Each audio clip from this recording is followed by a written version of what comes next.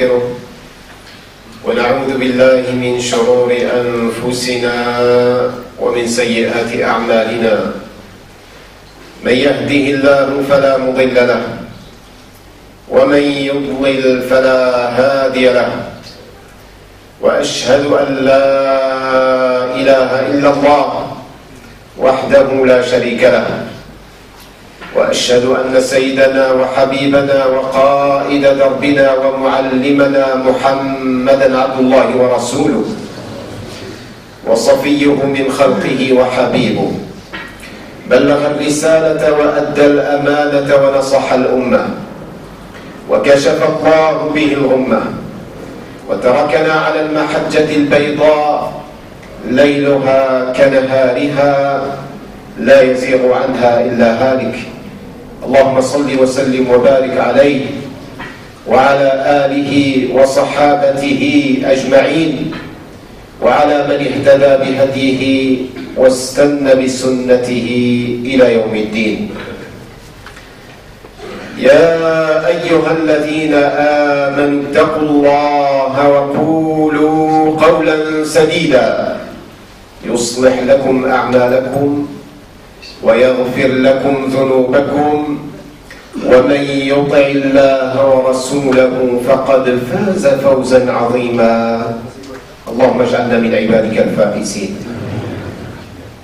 أما بعد، وإن أصدق الحديث كتاب الله، وخير الهدي هدي سيدنا محمد صلى الله عليه وسلم، وشر الأمور محدثاتها، وكل محدثة بدعة، وكل بدعة ضلالة، وكل ضلالة في النار. أعاذني الله وإياكم من الوقوع في ذلك. معاشر المسلمين والمسلمات،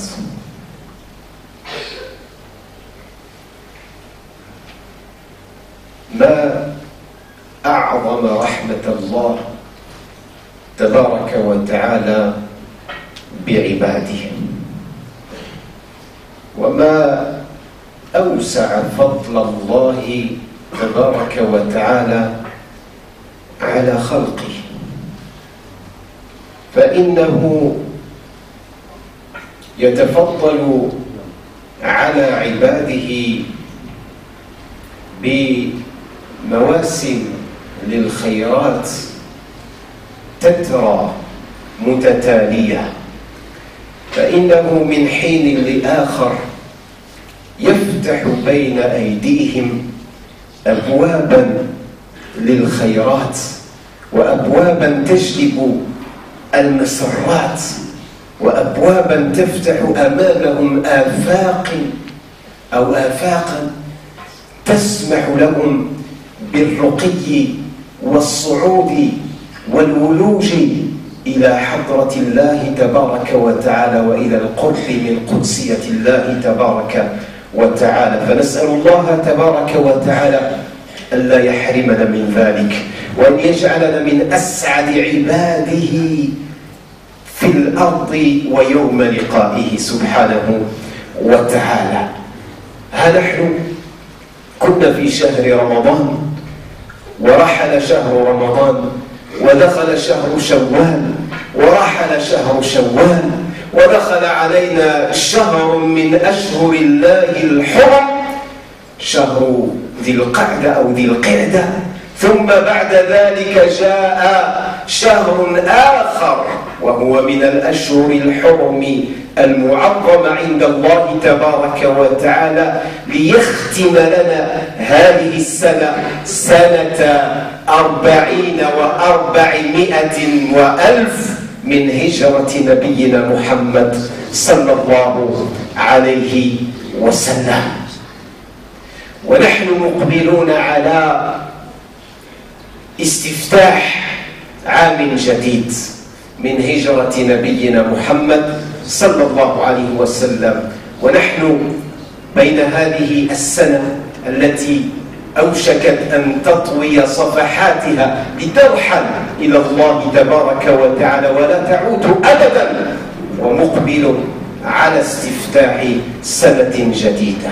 وهنا إخوة الإيمان يجب علينا أن نقف بعض الوقفات التي ينبغي لكل عاقل ومسلم أن يقفها وأن يتدبرها، عسى أن يفتح الله تبارك وتعالى قلبه ليقبل عليه، عسى الله تبارك وتعالى أن يخرجه من غفلته.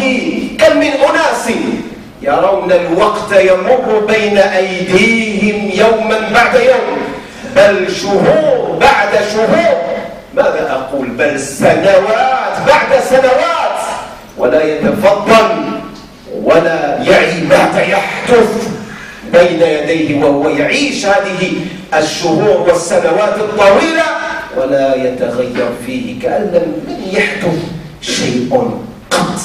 لا، العاقل إخوة الإيمان من يقف مع الأحداث ومع الأزمنة التي تدور وتمر بين أيدينا، يقف وقفات المتدبر المتأمل في صنع الله تبارك وتعالى وفي قدر الله وما يجريه الله تبارك وتعالى من القدر عليه.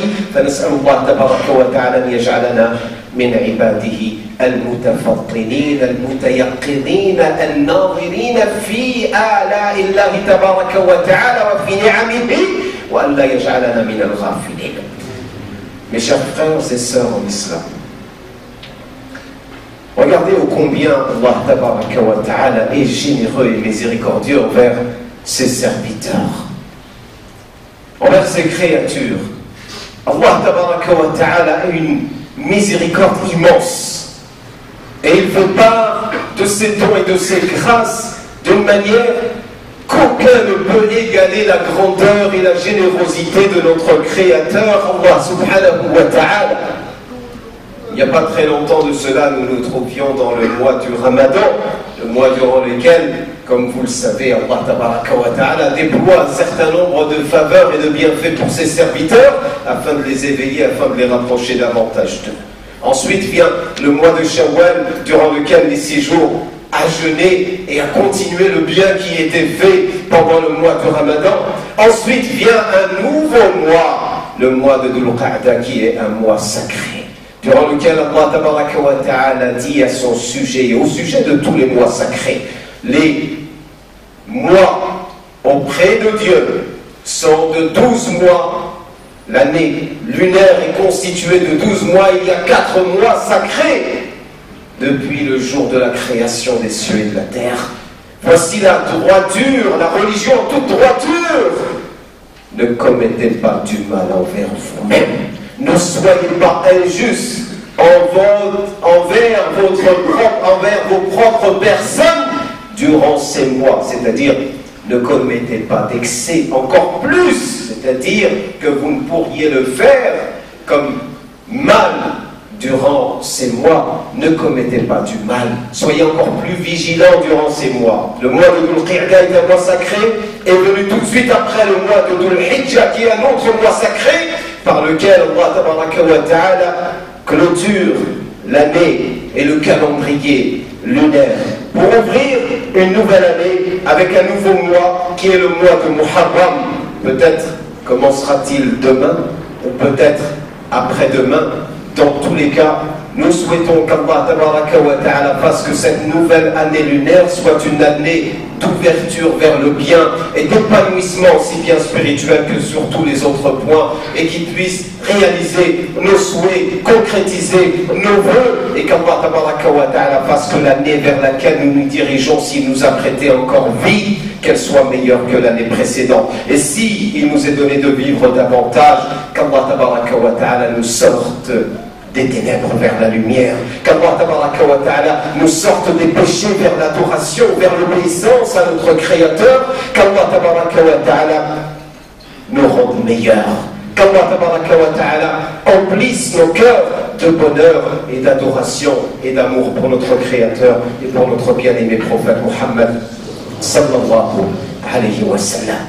Nous sommes dans une phase de transition entre une année qui est sur le point de se terminer et une nouvelle année, l'année 1440 du calendrier hégirien, depuis l'hégire du prophète Muhammad sallallahu alayhi wa sallam.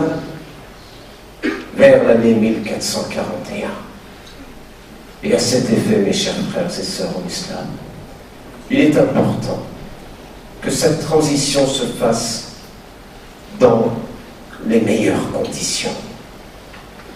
En tant qu'être doté de raison, d'intelligence, et plus encore si nous avons la foi,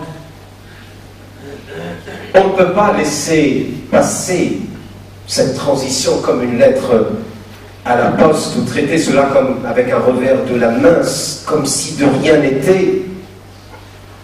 Les jours passent, les années défilent, et certains ne prennent pas la peine ou le temps de réfléchir sur l'évolution du temps. Ne prennent pas la peine de réfléchir que finalement, au bout du compte, lorsque nous arrivons dans cette phase transitoire d'une année à une autre, ce sont des années de notre vie qui défilent, ce sont des jours en moins de notre vie, et ce sont des jours qui nous rappellent que nous nous approchons de notre fin.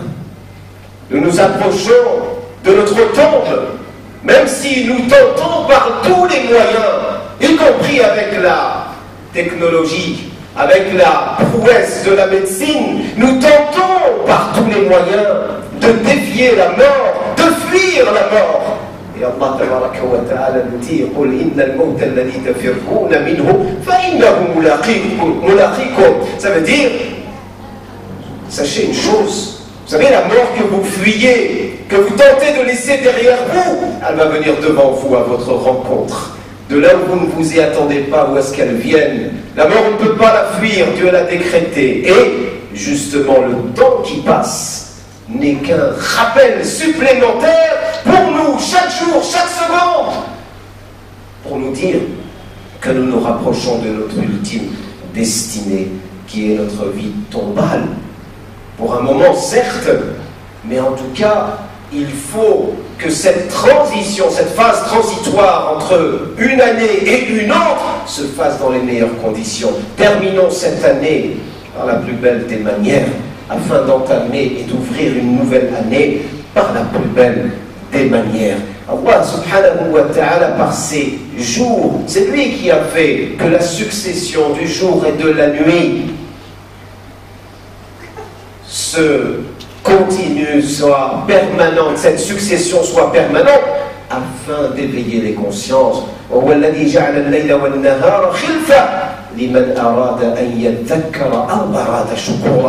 ceux qui souhaitent se rappeler, pour ceux qui souhaitent manifester et exprimer leur gratitude et leur reconnaissance vis-à-vis d'Allah tabaraka wa ta'ala.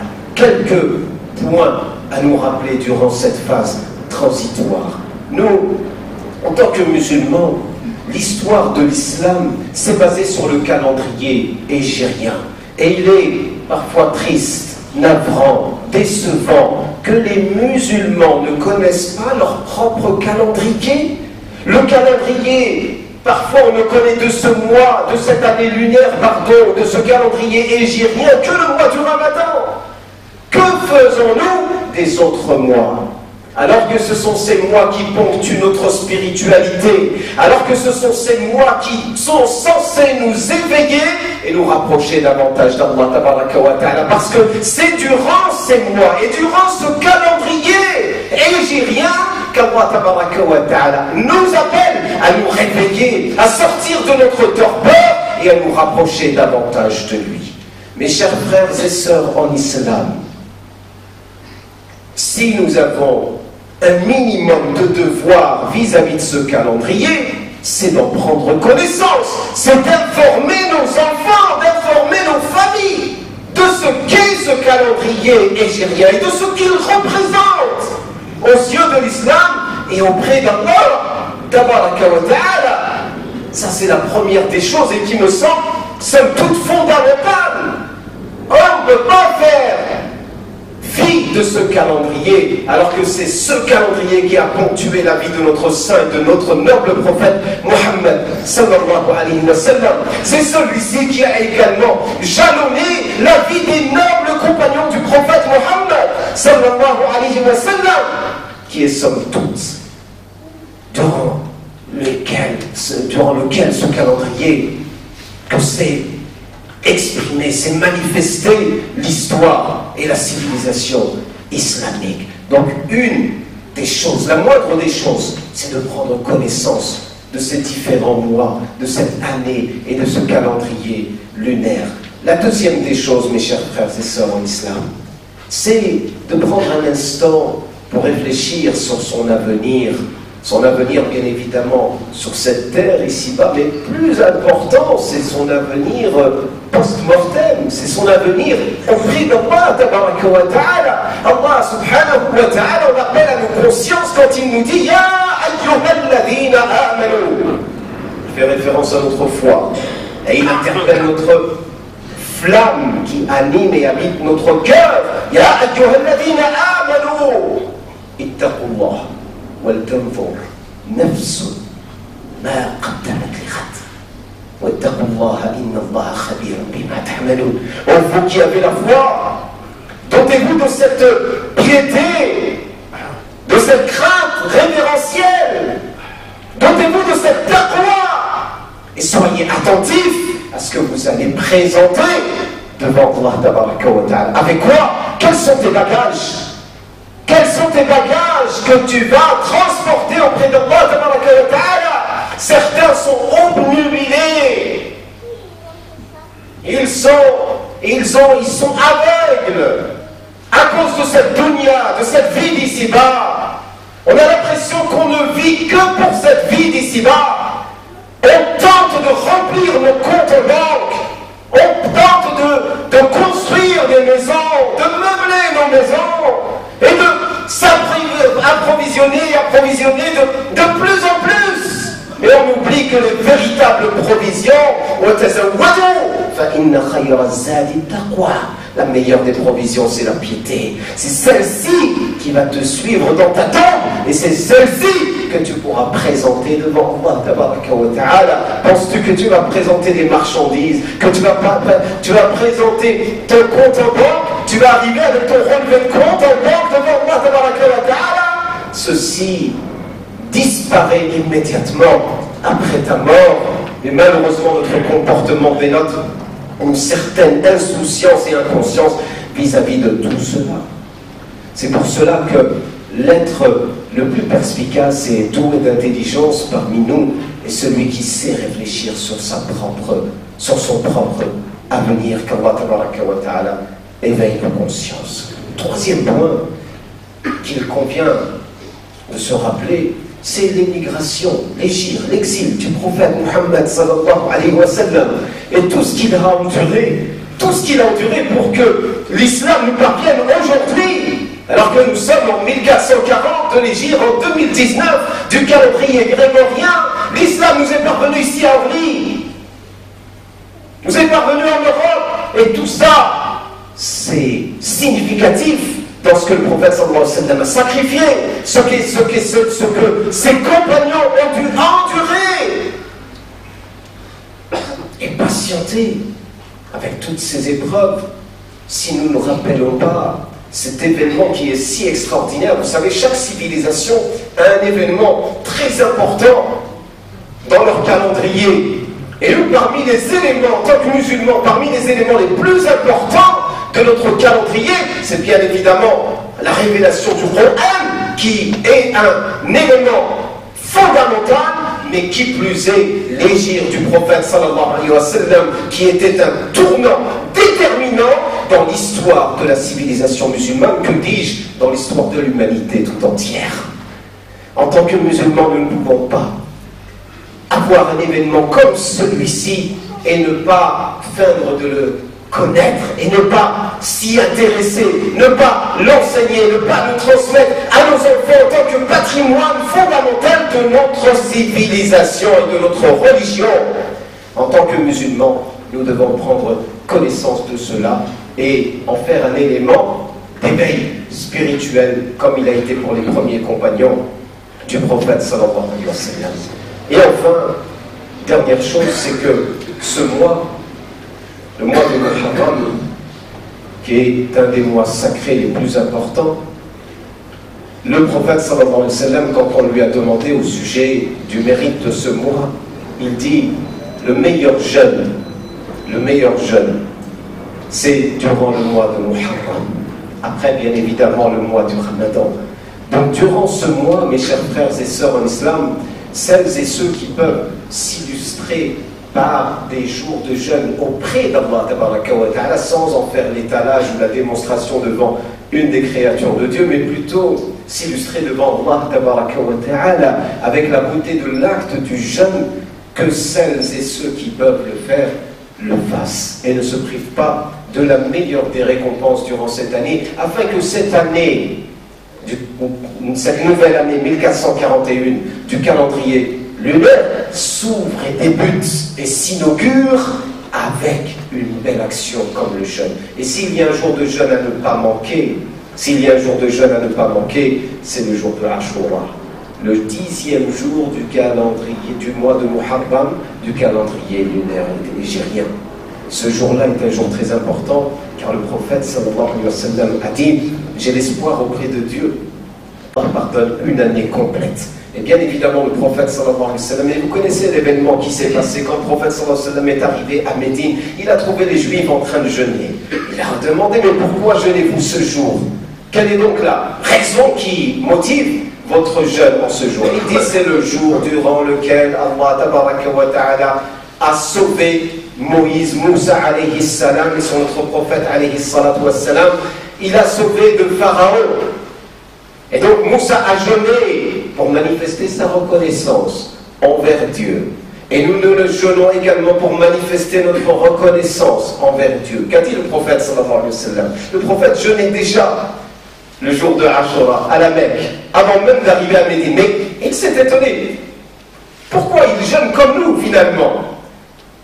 Et quand ils ont informé le prophète sallallahu alayhi wa sallam, il a dit nous, on est encore plus en droit de jeûner ce jour-là que vous-même.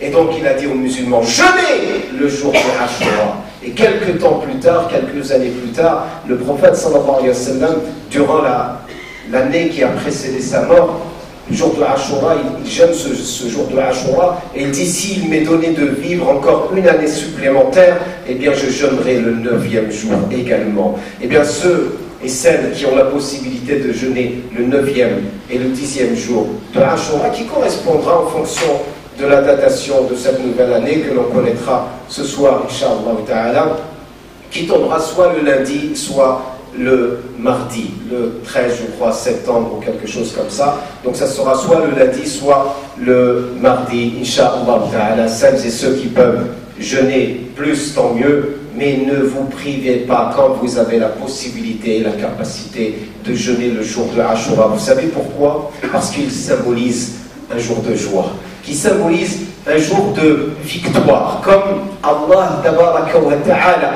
a donné la victoire à Moussa contre Pharaon, il a donné la victoire à Adam alayhi salam contre Shaitan. C'est le jour où Allah tabaraka wa ta'ala a pardonné à Adam. C'est le jour où Allah tabaraka wa ta'ala a fait que l'arche du prophète Noé, alayhi salam, a stationné sur le mont Jodi après le déluge. C'est le jour durant lequel Allah tabaraka wa ta'ala a manifesté sa victoire pour ses alliés, pour les croyants, pour les prophètes, alayhimus salatu wassalam, et il leur a donné justement cette victoire. Et nous réjouissons d'une victoire. Eh bien, notre manière d'exprimer notre réjouissance et notre joie, eh bien, c'est de le faire par le jeûne. Qu'Allah tabaraka wa ta'ala accepte nos actes et les vôtres. Wa aqulu qawli hada wa astaghfirullah li wa lakum fastaghfiru innahu huwal ghafurur rahim.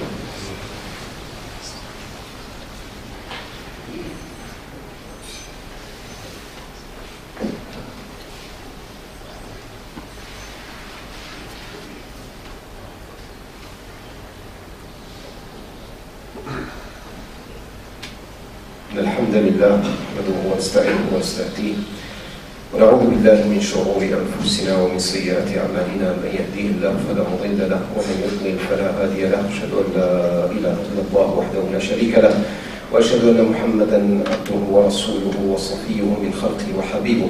اللهم صل وسلم وبارك عليه وعلى آله وصحابته أجمعين وعلى من اهتدى بهديه واستنى بسنته إلى يوم الدين.